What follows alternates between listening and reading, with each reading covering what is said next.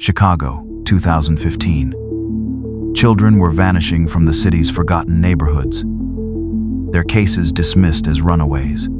For 6 years, a retired, disgraced cop fought a lonely war against the system's indifference, never knowing his obsessive search would uncover a horrifying, invisible network and lead to the largest rescue operation in the city's history. Before I begin, thank you for watching. I'd love to know in the comments where you're watching from and what time it is there. It means a lot to know you're here, sharing these stories with me. We're in this together. Now let me tell you the story. In the autumn of 2015, Detective Frank Dorsey was a man haunted by ghosts. After 30 years in the Chicago Police Department, most of it spent in the grim, thankless trenches of the Violent Crimes Division, the ghosts were his constant companions. They were the faces of the victims he couldn't save, the names in the cold case files that gathered dust in the precinct archives. But one ghost was more persistent than all the others. It was the ghost of a little girl with bright, laughing eyes, a girl whose disappearance a decade earlier had not just been a case for him, but a wound carved into the heart of his own family. His niece, this personal history was a constant, low-grade hum of failure in the back of his mind, a quiet, insistent voice that had made him preternaturally sensitive to the stories of the lost. It was this sensitivity that first allowed him to see the pattern. It was a pattern that no one else seemed to notice, or perhaps no one else wanted to notice. It began as a whisper, a statistical anomaly on the city's crime maps, a small but growing cluster of missing children reports, all originating from the same handful of working-class, predominantly minority neighborhoods on the south and west sides. These were the city's forgotten corners, places where the social fabric had been frayed by years of neglect, where a missing kid was often just another sad, but ultimately unremarkable fact of life.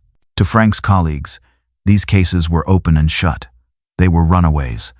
The reports all had the same, depressingly familiar hallmarks.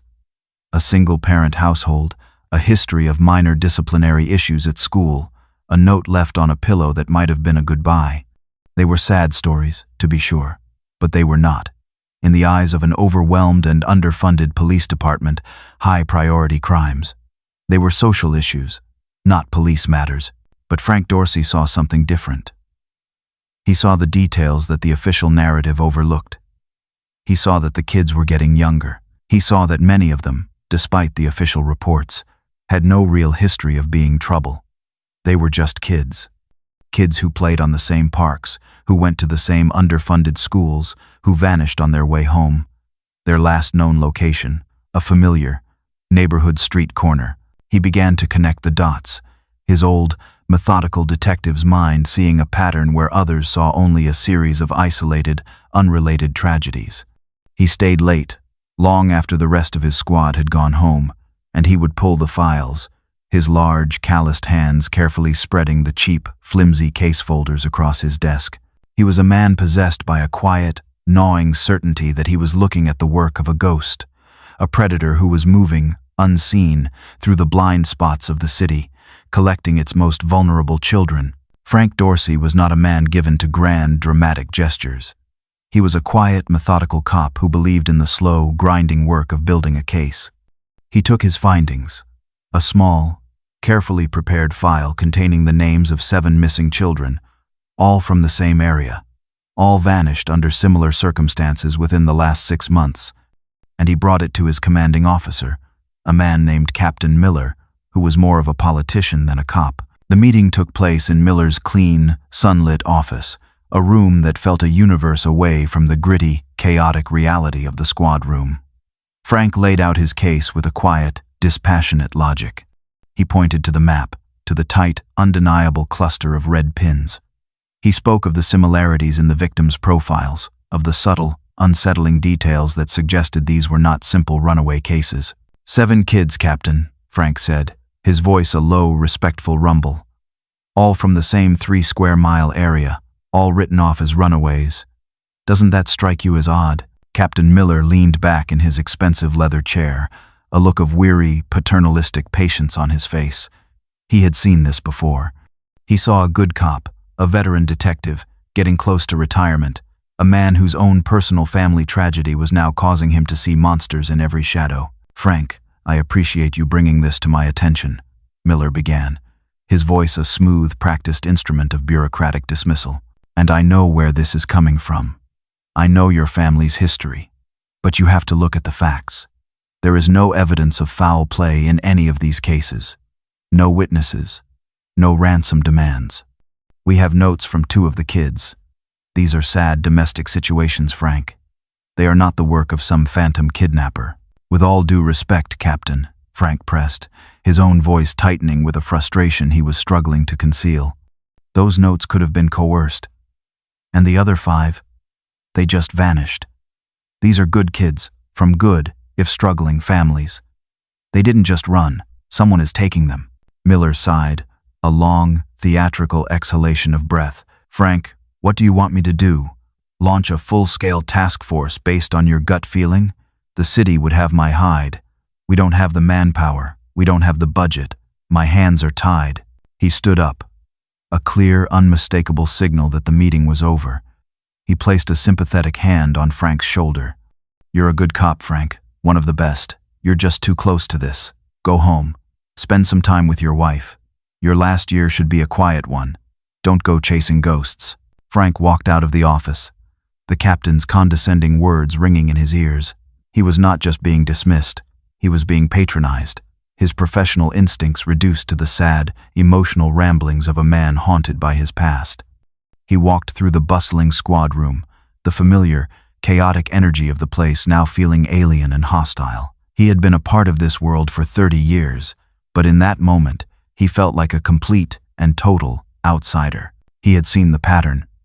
He had seen the truth, and the system he had dedicated his life to had just told him, in the kindest, most dismissive way possible, to sit down, to be quiet, and to let the ghosts sleep. Retirement, for most cops, was a quiet, anticlimactic epilogue to a long, loud story.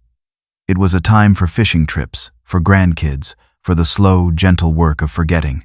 For Frank Dorsey, retirement was not an end. It was a declaration of war. The day after he received his pension and his gold watch, he did not go to Florida.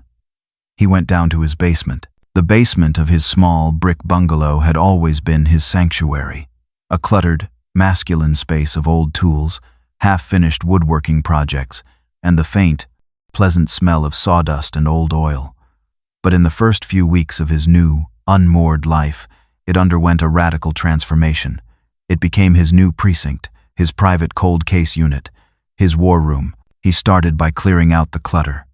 The old, forgotten relics of his hobbies were packed away, replaced by the grim, essential tools of his new, singular obsession. He bought 2 large corkboards and mounted them on the damp concrete walls. He bought a detailed, street-level map of the city of Chicago and pinned it up. The familiar grid of the south and west sides, a stark, geographical representation of his hunting ground. Then came the files. He had, in a move that was a flagrant and potentially illegal violation of department policy, made copies of every missing child report that he believed was part of the pattern. He had dozens of them now, a thick, growing stack of papers that represented the city's forgotten children. He began his work with a methodical, almost monastic devotion. Each child was given their own space on the corkboard. He would pin up their school picture, a smiling, innocent face that was a stark, heartbreaking contrast to the cold, bureaucratic language of the police report. He would add the details of their disappearance, the date, the time, the last known location. And then he would connect them. A red string for a geographical connection, a blue string for a similarity in the victim's profile, a yellow string for a shared circumstantial detail. The walls of his basement began to transform into a sprawling, complex, and terrifying work of art, a three-dimensional tapestry of a hidden, ongoing crime. It was a story that only he could read, a pattern that only he could see. His days took on a new, rigid routine. He would wake before dawn, pour a mug of black, bitter coffee, and descend the wooden steps into his subterranean world. He would spend hours on the internet, a tool he had never fully trusted as a cop, but one he now embraced as a vital source of information. He would scan online forums, read local news archives from the city's smaller, community-based papers, searching for any mention of a missing child that might not have made it into the official police reports. He would spend his afternoons on the street. He was a ghost in his own city, driving his old, unmarked sedan through the neighborhoods where the children had vanished. He would park for hours, just watching, observing the rhythms of the community, searching for anything that seemed out of place, for a detail that the official, uniformed investigation had missed. He was no longer a cop. He was a watcher, a silent, patient, and incredibly lonely hunter. His basement was not a place of madness, though he knew that was how the world would see it. It was a place of profound, logical, and deeply sorrowful work.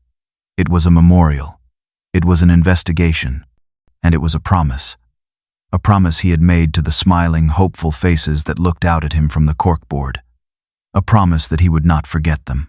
A promise that he would, one day, find the ghost that was stealing them. The war room in Frank Dorsey's basement was a fortress he had built to keep the ghosts of the city's lost children in. But it was also a wall that was slowly, but surely, shutting the living out. The first and most painful casualty of his new, all-consuming mission was his own marriage. His wife, Angela, was a woman of incredible strength and even greater patience. For 30 years, she had been a cop's wife, a role that required a special kind of resilience.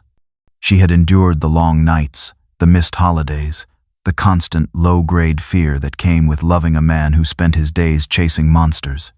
She had been his rock, his anchor to the normal world, the one person who could make him forget.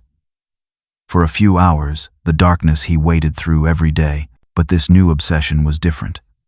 When he was a cop, the ghosts had belonged to the city. They were a part of his job, a darkness he would leave at the precinct at the end of his shift. Now he had invited them into their home. They lived in the basement, their small, sad faces staring out from the corkboard walls, their stories a constant, morbid, and suffocating presence in their lives. She would hear him down there, late at night, the quiet, rhythmic sound of him pacing, the low, frustrated murmur of his voice as he talked to himself, to the ghosts. The basement, which had once been a place of his harmless, woodworking hobbies, was now a tomb, a place of profound and seemingly endless grief. "Frank, you have to stop this," she pleaded with him one evening, her voice a mixture of love, of fear, and of a deep, bone-weary exhaustion. "You're retired. This isn't your job anymore.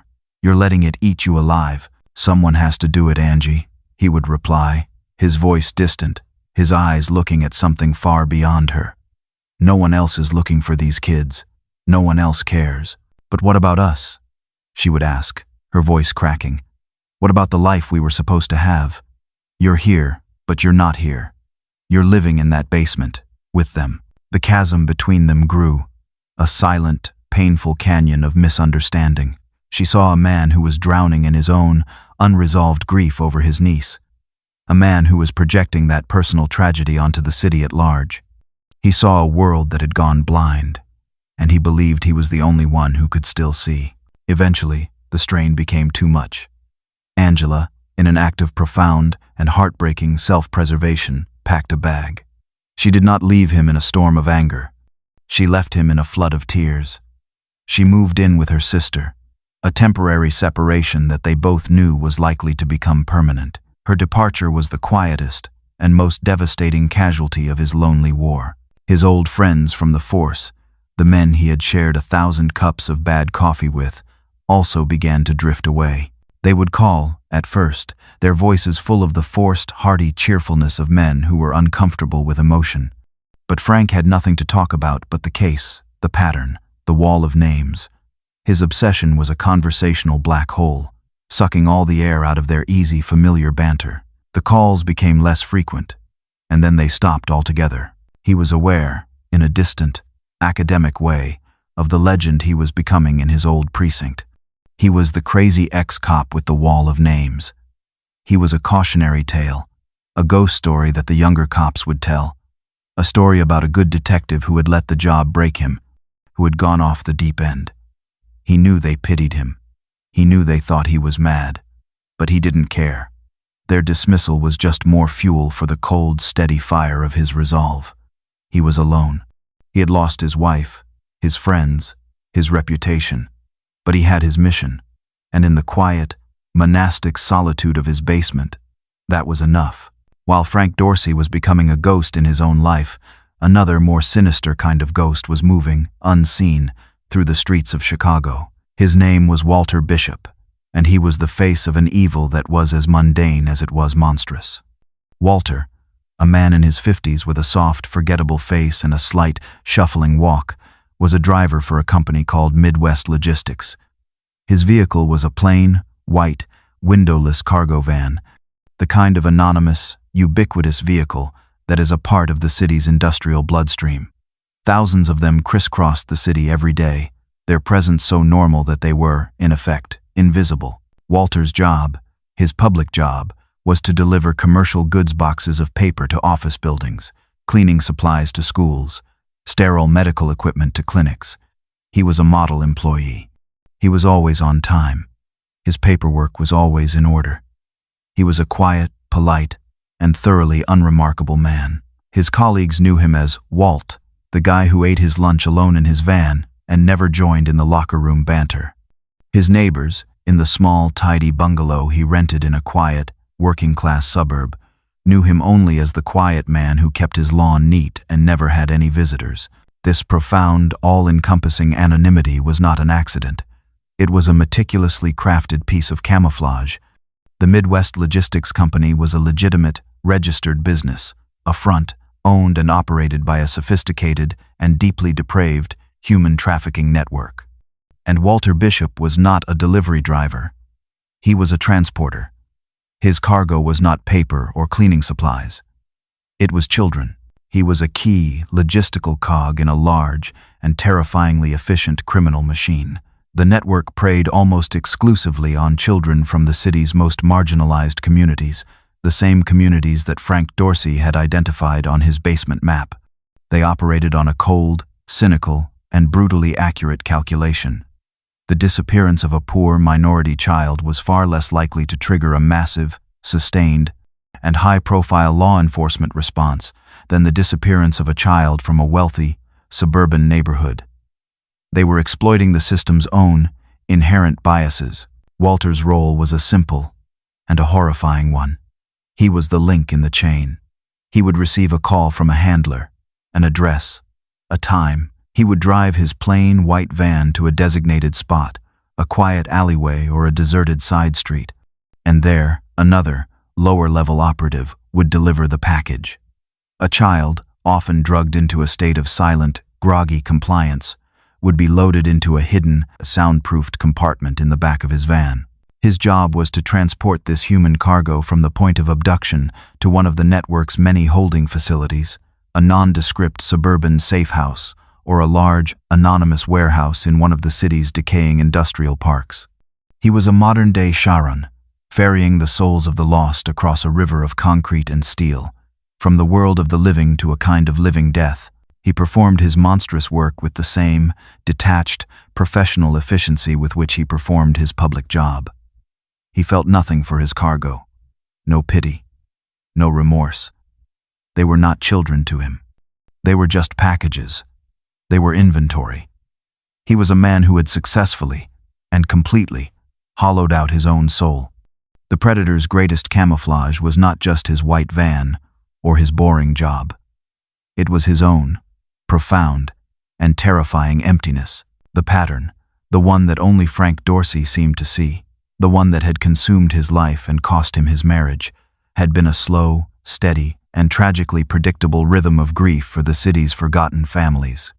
But in the spring of 2020, the pattern, which had been an abstract intellectual puzzle for Frank, a collection of sad faces on a corkboard, became a raw, personal, and soul-shattering nightmare. His grandniece, Isabella, the daughter of his niece, Maria, was 12 years old. She was a bright, funny, and beautiful girl, a spark of light in a family that had already known its share of darkness. She was the living, breathing legacy of the niece Frank had lost so many years ago, and he loved her with a fierce, protective, and quiet devotion. Maria, Isabella's mother, had always had a complicated relationship with her uncle's obsession. She loved him, but she resented the wall of names in his basement. It was a constant, morbid reminder of the loss that had defined her own childhood, the loss of her own sister. She saw his obsession not as a noble quest, but as a deep, unhealthy wound that he refused to let heal. A wound that he was constantly and painfully picking at. On a Tuesday afternoon in late April, Isabella vanished. She had been walking home from a friend's house, a short, familiar 6-block journey through her own neighborhood. She had never made it home. The call from a frantic, hysterical Maria was a blow that almost brought Frank to his knees. The abstract, statistical pattern on his wall was no longer abstract. It had a name he knew. It had a face he loved. He arrived at Maria's small apartment to a scene of controlled chaos. The police were there, the uniformed officers asking the same, tired, and in this case, tragically ironic, questions. Was she a good kid? Did she have any problems at home? Could she have run away? Maria, her face a pale, tear-streaked mask of pure, unadulterated terror, could only shake her head. And then, her eyes, which had always held a hint of resentment for him, now locked onto his with a look of raw, desperate and absolute need. The man whose obsession she had once scorned was now her only hope. "Frank, you have to find her," she whispered, her voice a raw, broken thing. All that work you've been doing. In your basement. You know what's happening. You're the only one who knows.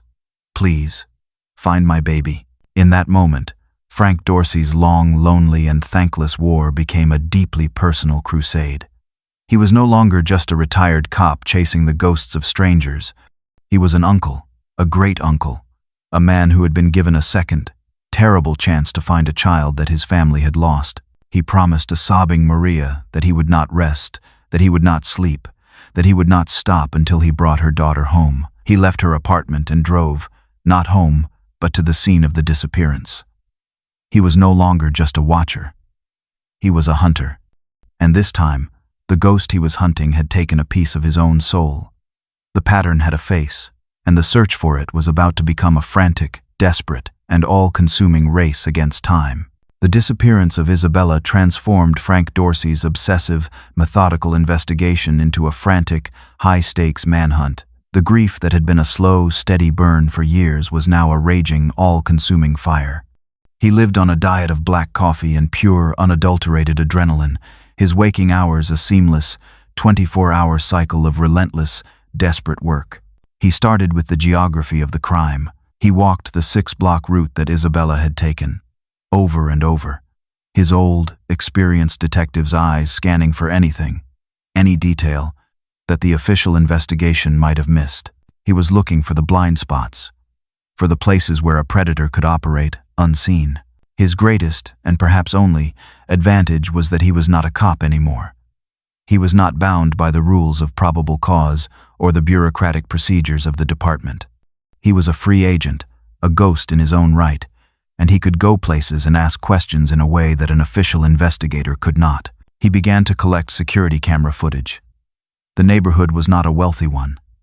There were no high-tech residential security systems, but there were corner stores, laundromats, small, family-run businesses, and each of them had a dusty, low-resolution camera aimed at the street. He became a familiar, sad figure to the local business owners.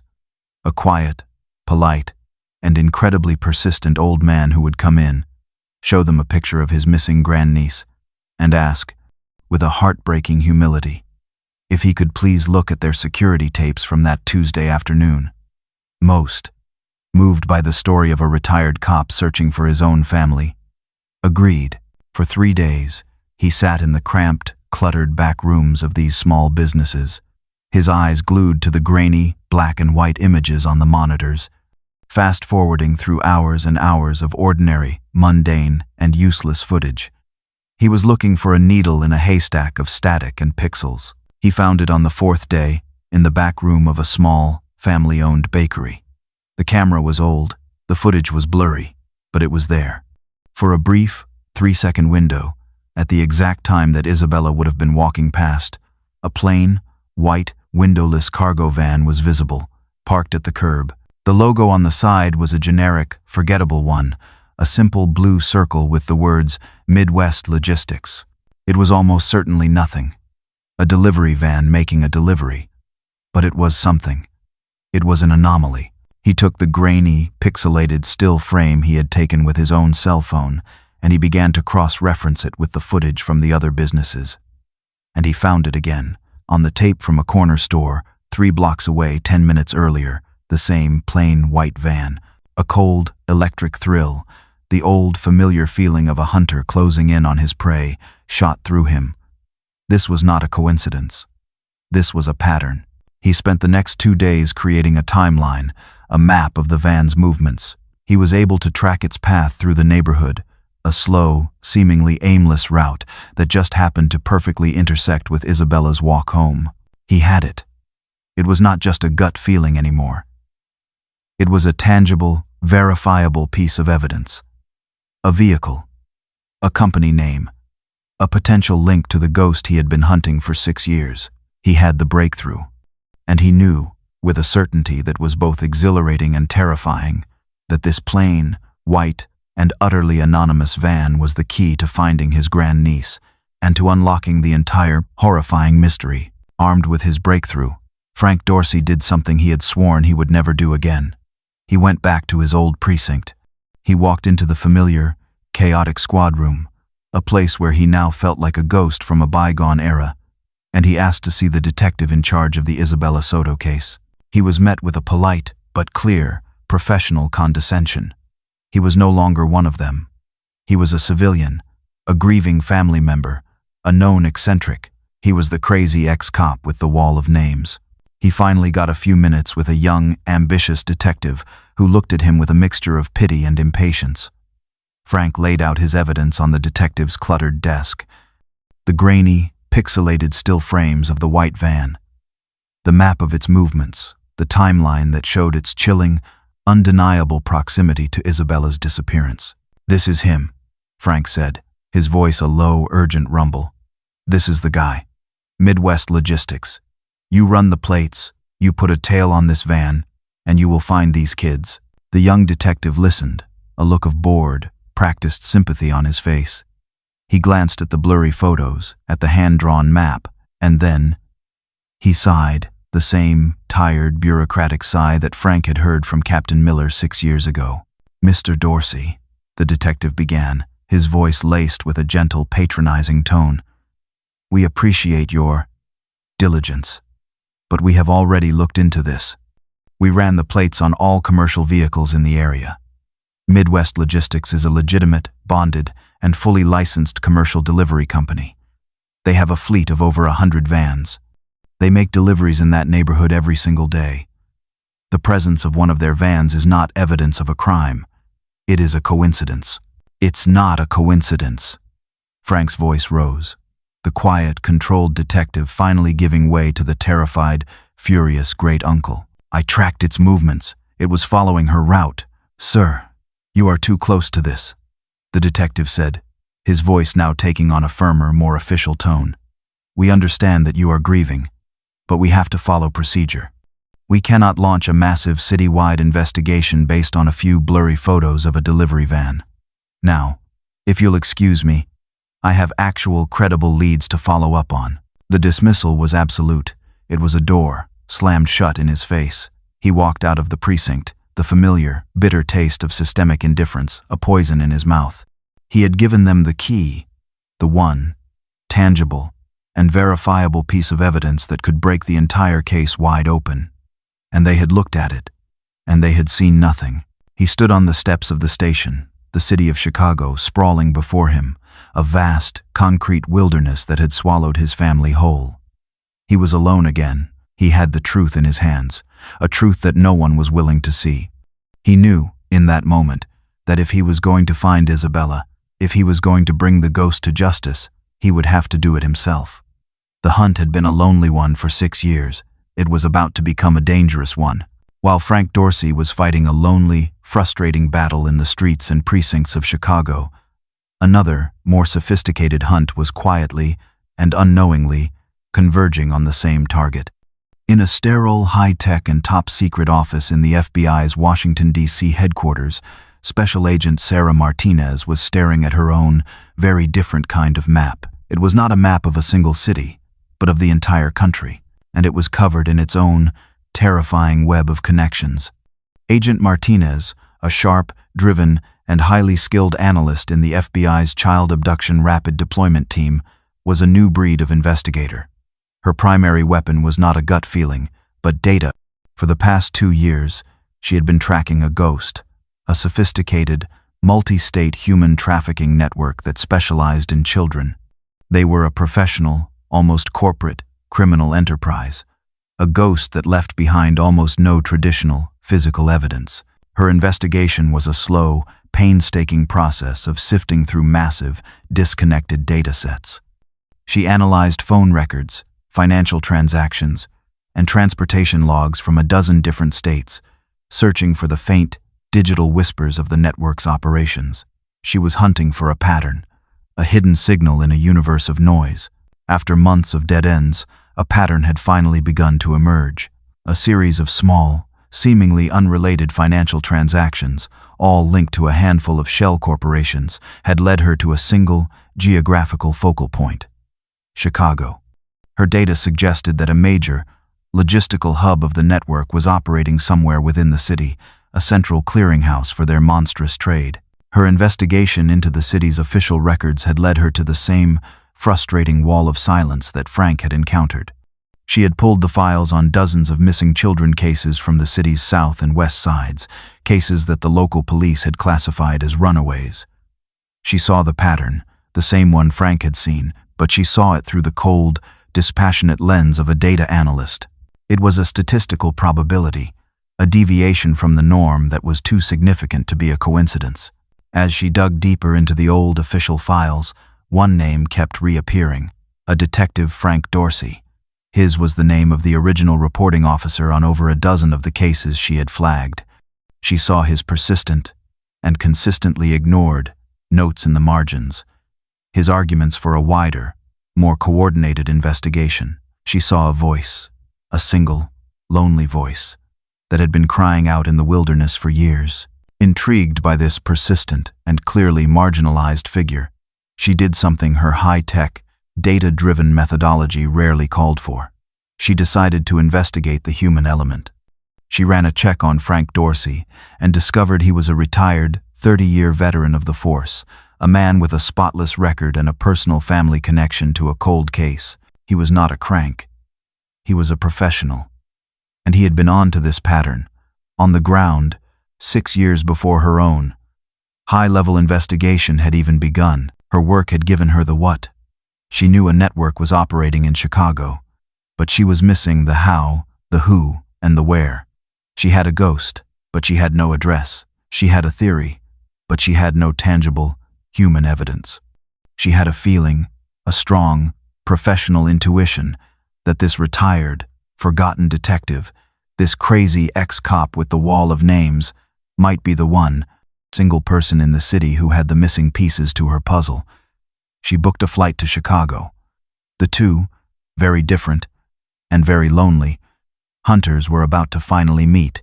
The network's operational security was a masterpiece of corporate criminal efficiency. They understood that the key to their long-term survival was to operate not in the shadows, but in the blinding, mundane light of the everyday. Their entire, horrifying enterprise was built on a foundation of perfect, boring, and utterly impenetrable normalcy. The process was a cold, logistical pipeline. The abductions themselves were carried out by low-level local operatives who were paid in cash and who knew nothing about the larger organization. Their job was simple: to acquire the product. Once a child was taken, they were moved to a primary, short-term holding facility. These were the safe houses, a series of unremarkable, rented, single-family homes in quiet, middle-class suburbs. From the outside, they were indistinguishable from any other house on the block. A minivan in the driveway, a neatly trimmed lawn, a child's bicycle left on the porch. But inside, they were temporary, soundproofed prisons. The children would be held here for a few days, sedated, their identities stripped away, their spirits systematically broken. Then, they would be moved again. This was where Walter Bishop, the driver for Midwest Logistics, came in. His job was to transport the cargo from the suburban safe houses to the network's main regional distribution hubs. These were large, anonymous, and windowless warehouses, located in the city's sprawling, decaying industrial parks, hidden amongst 1,000 other legitimate businesses. The warehouses were the heart of the operation. They were vast, cavernous spaces filled with rows and rows of shipping crates. Most of the crates were filled with what they were supposed to be filled with: cheap, imported electronics, textiles, machine parts. But some of the crates were different. They were specially modified, ventilated, and soundproofed. They were human cages. The entire operation was a chilling, business-like parody of a modern, corporate supply chain. The children were inventory. The safe houses were short-term storage. The warehouses were regional distribution centers. And the men who ran it were not wild-eyed, chaotic monsters. They were managers, logisticians, accountants of human misery. The evil of the network was not in its passion, but in its absolute and terrifying lack of it. It was a cold, efficient, and deeply, profoundly soulless machine, built for the singular purpose of turning a profit from the stolen lives of children. It was an invisible pipeline, a hidden, subterranean river of sorrow that flowed, unseen, just beneath the surface of the normal, everyday world. It was a ghost of a system, a perfect, modern, and almost unbeatable form of evil. And it was about to come up against the one thing it was not prepared for: the stubborn, old-fashioned, and beautifully analog obsession of a single, heartbroken, and very angry old man. The meeting took place on a cold, gray afternoon. Special Agent Sarah Martinez, her face a mask of cool, professional detachment, pulled her rental car up in front of the small, brick bungalow that belonged to Frank Dorsey. She had seen the file. She knew the story. But she was still prepared to meet a man who was, at best, a grief-stricken eccentric, and at worst, a delusional, paranoid crank. Frank opened the door before she had a chance to knock. He was a large, stooped man, his face a roadmap of weariness and a deep, abiding sorrow. He looked at her sharp, tailored suit, at her official, government-issue credentials, and he saw not an ally, but just another bureaucrat, another cog in the machine that had so profoundly and so consistently failed him. "You're the Fed," he said, his voice a low, gravelly rumble. It was not a question. "Agent Martinez," she replied, her own voice crisp and professional. "I'd like to talk to you about the missing children cases you reported. May I come in?" He didn't answer. He just turned and walked back into the house, leaving the door open for her to follow. He led her not to the living room, but to the steep, wooden steps that led down to the basement. The moment Agent Martinez stepped into that basement, her entire, carefully constructed professional assessment of Frank Dorsey shattered. She was a woman who worked in a world of clean, sterile, and digital data. The world she had just entered was the absolute, polar opposite. It was a world that was messy, analog, and overwhelmingly, powerfully human. The basement was a cave, a shrine, a war room. The walls were covered, from floor to ceiling, with the sprawling, chaotic, and yet perfectly, obsessively logical evidence of a 6-year, one-man investigation. The maps, the photos, the newspaper clippings, the hundreds of colored strings that connected them all in a vast, intricate web of tragedy. It was a sight that was both heartbreaking and awe-inspiring. She, in her high-tech office in Washington, D.C., had seen the pattern as a series of cold, digital data points. Frank Dorsey had given the pattern a face. Dozens of them. Smiling, hopeful, and heartbreakingly young faces. She stood in the center of the room, slowly turning, taking it all in. She was not looking at the work of a madman. She was looking at the work of a genius. A work of profound, intuitive, and deeply sorrowful brilliance. "You saw it," she said, her voice a soft, stunned whisper. "All this time, you saw it all." Frank, who had been watching her, his arms crossed, his expression a mask of weary, defensive distrust, saw the look in her eyes. It was not a look of pity. It was not a look of condescension. It was a look of pure, unadulterated, professional respect. "I saw it," he said, his own voice losing some of its hard, defensive edge. But no one would listen. "I'm listening now," she said. And so, in the quiet, dusty, and sacred space of that basement, Surrounded by the ghosts of the city's forgotten children, an alliance was formed. Frank began to walk her through his investigation, his long, calloused finger tracing the lines of string on the map, his voice a low, steady murmur as he told the story of each child, of each disappearance. He was no longer a crazy ex-cop. He was a star witness, the keeper of the ground truth, the man who had the one thing her own, multi-million-dollar investigation had been missing: a soul. She, in turn, told him about her own investigation, about the ghost network, about the financial shell corporations, about the high-level data-driven intelligence that had led her to Chicago. And then, he showed her the final, most important piece of his puzzle. He showed her the blurry, pixelated, and yet absolutely, damningly clear images of the plain, white, Midwest logistics van. Agent Martinez stared at the photo, a jolt of pure, electric professional excitement shooting through her. Her own, vast, and faceless dataset had just been given a name, a logo, a tangible, physical, and utterly huntable target. "Mr. Dorsey," she said, her voice now tight with a new, urgent purpose. "I think you and I are about to become very good friends." The two lonely hunters had finally, and providentially, found each other. The war was no longer a solitary one. The alliance between the old analog cop and the young digital Fed was a force of nature. Frank Dorsey's basement became the official, unofficial headquarters of a new, top-secret joint task force. The FBI, with its vast technological resources, and Frank, with his 6 years of deep, granular, and heartbreakingly human intelligence, had converged into a single, formidable weapon. The Midwest logistics van, the lead that the Chicago PD had so casually, and so catastrophically, dismissed, became the central organizing principle of their new, supercharged investigation. Agent Martinez, with the full, formidable power of the federal government behind her, did in 2 hours what Frank had been unable to do in a year. She got a warrant, not just for one van, but for the entire 100-vehicle fleet of the Midwest Logistics Company. She placed a GPS tracker on every single one of their vans. The result was a stunning, real-time visualization of the network's operations. On a large digital map in their new, high-tech command post, they could see the vans moving through the city, their routes a complex, interwoven web of activity. And then, they began to overlay Frank's data onto their digital map. They took the locations of the disappearances, the red pins from his corkboard, and they plotted them, and a clear, chilling, and absolutely undeniable pattern emerged. The routes of a dozen specific vans, all driven by a handful of specific drivers, correlated perfectly with the time and location of the children's disappearances. Walter Bishop, the quiet, unassuming driver, the man with the bland, forgettable face, was one of those drivers.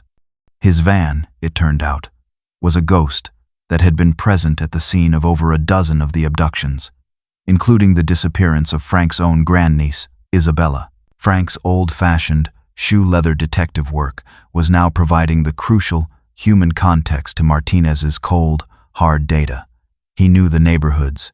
He knew the rhythms of the streets. He could look at the van's routes, and he could see the logic, the predatory, tactical intelligence behind them. They began to track the vans in real time, following their paths from the points of abduction to a series of quiet, unremarkable, and deeply sinister locations. They identified 3 suburban safe houses, the short-term holding facilities, and 2 massive, windowless warehouses in the city's industrial corridor, the regional distribution hubs. The pieces of the puzzle were no longer just on Frank's corkboard.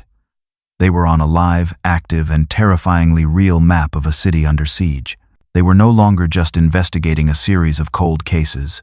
They were in the midst of a live, ongoing, and massive criminal conspiracy. The weight of the investigation, of the knowledge of what was happening in those quiet, anonymous buildings, was a heavy, crushing thing.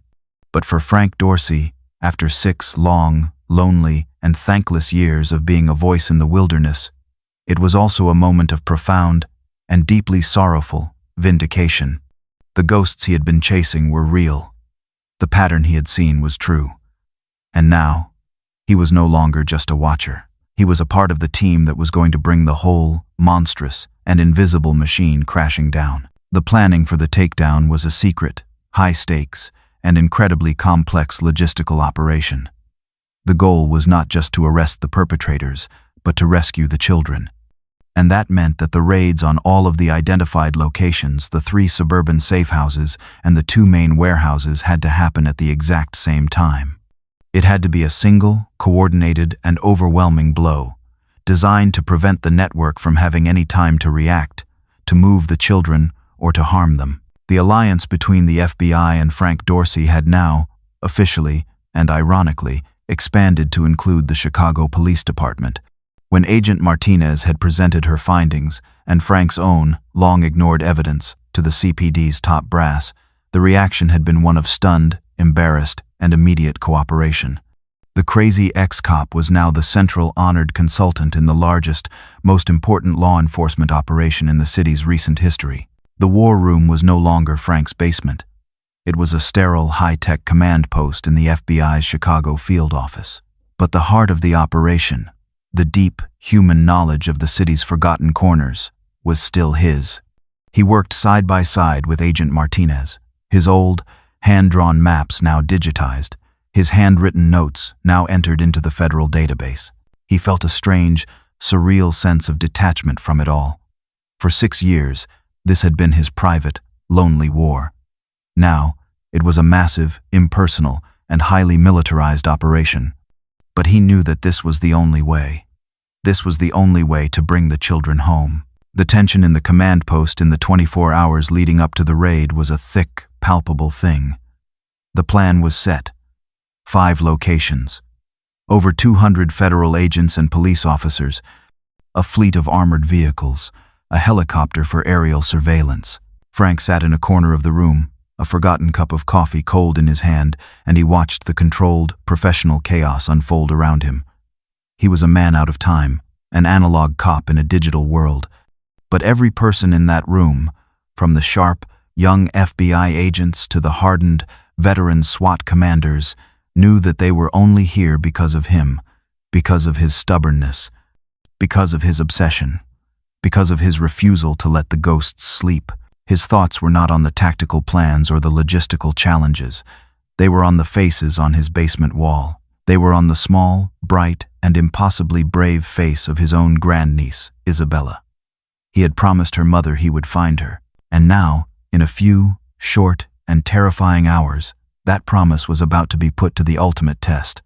The citywide takedown was not just a police operation. It was a reckoning. A final, desperate, and long overdue battle to bring the city's forgotten children home from a place that no one had ever expected to look. The raids began at precisely 4 a.m., in the dead, silent heart of the pre-dawn darkness. 5 separate tactical teams, moving in a silent, coordinated ballet of overwhelming force, struck their targets at the exact same moment. The scene in the command post was one of hushed, unbearable tension. Frank Dorsey and Agent Martinez stood side by side, their eyes fixed on a bank of monitors that displayed the live, thermal imaging feeds from the helicopter hovering, unseen, high above the city. The radio channels crackled with the calm, clipped, and professional voices of the team leaders. The first reports came from the suburban safe houses. Team Alpha, we have breached the primary residence. We have multiple hostiles in custody. We have children. We have 6 children, alive. A wave of profound, shuddering relief washed through the command post. The reports from the other 2 safe houses were the same. More children, terrified, malnourished, but alive, rescued from the quiet domestic horror of their prisons. But the main targets, the 2 massive windowless warehouses, were the great, terrifying unknown. These were the network's central hubs, the places where they believed the majority of the children were being held. The raid on the first warehouse was a swift, brutal, and efficient operation. The SWAT team used a battering ram to smash through a steel loading door, and they flooded into the vast, cavernous space, their shouts of "FBI police" echoing in the darkness. They found the sleeping, and completely surprised, guards and took them into custody without a fight. And then they found the crates. The warehouse was filled with hundreds of them, stacked high on metal shelves. But one section of the warehouse was different. The crates were newer, and they were, on closer inspection, ventilated. The team leader, his voice tight with a mixture of dread and a dawning, horrified comprehension, gave the order to open them. Inside, they found them. Children, dozens of them, huddled together in the darkness, their eyes wide with a terror that was so profound, so absolute, that it struck the hardened, veteran tactical officers like a physical blow. But it was the second warehouse, the one where they believed Walter Bishop, the driver, was on duty. That was the most personal for Frank. This was the one. This was where his gut, his heart, told him Isabella was. The raid on the second warehouse was different. The team encountered resistance. A brief but violent firefight erupted in the darkness. When it was over, 2 of the network's enforcers were down, and the team began the slow, methodical process of clearing the vast, maze-like space. And then, they found the wall. At the back of the warehouse, there was a section of the wall that didn't look right. It was newer, the cinder blocks a different color. The team leader, remembering a detail from Frank Dorsey's obsessive, handwritten notes about the network's methods, ordered his men to break it down. They smashed through the wall with sledgehammers, and behind it, they found a hidden, soundproofed room, a prison, and inside, huddled together on a collection of filthy mattresses, were a dozen more children. The team leader got on his radio, his voice thick with an emotion he was struggling to control. He read the names of the children they had just found, their identities confirmed by the small, laminated tags that the network had so cruelly and so methodically placed around their necks. And then he said the name. "We have an Isabella Soto. I repeat, we have Isabella Soto. She is alive and safe." In the command post, Frank Dorsey, the old, stoic, and unbreakable cop, the man who had not shed a tear in 30 years, finally broke. He collapsed into a chair, his head in his hands, and a sound, a raw, ragged, and beautiful sound of pure, unadulterated, and long overdue relief, escaped his lips. The doors had come down. The children were safe. And his own, personal, and very beloved ghost had finally, miraculously, come home. The aftermath of the raids was a story that played out in a series of quiet, sacred, and profoundly emotional scenes all across the city. The sun rose on a Chicago that was waking up to a miracle and a nightmare. The news of the raids, of the dozens of children rescued from the city's hidden, secret places, was a story of such staggering, unbelievable power that it brought the entire bustling metropolis to a standstill. The primary staging area for the rescued children was a local community center, a place that was transformed, overnight, into a sanctuary of healing and reunion. The scenes inside were a raw, beautiful, and heartbreaking tapestry of human emotion. Parents, who had lived for months, or in some cases, for years, in a state of suspended, agonizing grief, were reunited with the children they had thought were lost forever. The sounds of weeping, of laughter, of names being called out in voices thick with a disbelief and a joy so profound it was a physical, palpable thing in the room, filled the air. Frank Dorsey was there. But he was not in the center of the celebration. He was a silent, anonymous figure in the background, leaning against a wall in a quiet corner of the gymnasium, his old, tired eyes taking it all in. He was a watcher, a guardian, a man who was, for the first time in a very long time, allowing himself to simply be present, to simply observe the beautiful, chaotic, and miraculous result of his long, lonely war.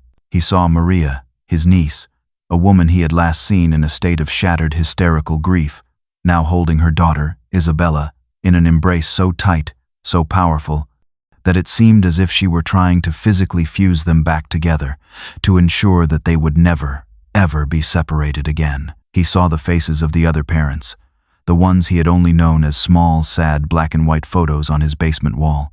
He saw them now in full, vibrant, and tearful color, their faces transformed by a joy so pure, so absolute, that it was a thing of almost unbearable beauty. Agent Martinez found him there, a cup of coffee in her hand. She stood beside him, her own cool, professional demeanor softened by the raw, overwhelming emotion of the scene. "You did this, Frank," she said, her voice a quiet, respectful murmur. "All of this. This is because of you." Frank just shook his head, a small, almost imperceptible gesture. "They did it," he said, his gaze fixed on the families, on the children. They just needed someone to listen. He was not a hero in his own story. He was just a man who had refused to stop listening to the ghosts, a man who had paid a profound, personal price for his obsession, but a man who knew, in that moment, that it had all been worth it. He did not stay for the press conferences. He did not talk to the reporters. He slipped out a side door, a silent, anonymous figure in an old, worn coat, and he drove home. He walked down into his basement, into his war room. He stood for a long time, looking at the wall of names, at the web of colored string, at the faces of the children he had come to know so intimately, and then, one by one, he began to take them down. He took down the picture of Isabella, of the other children who had just been found. He took down the maps. He took down the strings. The war was over. The ghosts were at peace. He was left with a single, small corkboard, the one that still held the picture of his own, lost niece, the ghost who had started it all. He looked at her smiling, innocent face, and he knew that his work was not truly done. There were still other ghosts out there, still other children who were waiting. But for today, for this one, beautiful and miraculous day, he had won. He was a silent, vindicated, and deeply scarred warrior, a man who had looked into the city's heart of darkness and had, against all odds, brought back the light. Thank you for watching.